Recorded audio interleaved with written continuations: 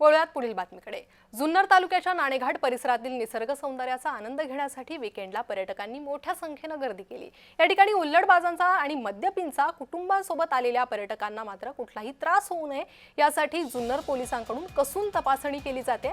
मद्यप्राशन केलेल्या 5 पर्यटकांवर आतापर्यंत जुन्नर पोलीस ठाण्यात गुन्हे दाखल झाले असून येणाऱ्या पर्यटकांना सुखरूप आणि व्यवस्थितपणे पर्यटनाचा आनंद घेता यावा या अनुषंगाने जुन्नर पोलीस सर्व खबरदारी घेताना पाहायला मिळत आहेत। याचाच आढावा घेतलाय आमचे प्रतिनिधी अमोल दरेकर यांनी। पाहूयात। सह्याद्रीच्या पर्वतरांगांमध्ये धबधब्यांना या ठिकाणी भेट देण्यासाठी आणि जुन्नर तालुक्यातील प्रामुख्याने असणारे नाणेघाट परिसरात मी आहे। या ठिकाणी माझ्या पाठीमागे पाहू शकते की मोठ्या प्रमाणात पर्यटक या ठिकाणी येताना दिसतात आणि पर्यटकांच्या आनंदामध्ये कुठेतरी विरजण पडायला नको म्हणून पोलीस प्रशासनाच्या वतीनं मद्यपी किंवा हुल्लडबाजांना या ठिकाणी रोखण्याचा प्रयत्न केला जातो।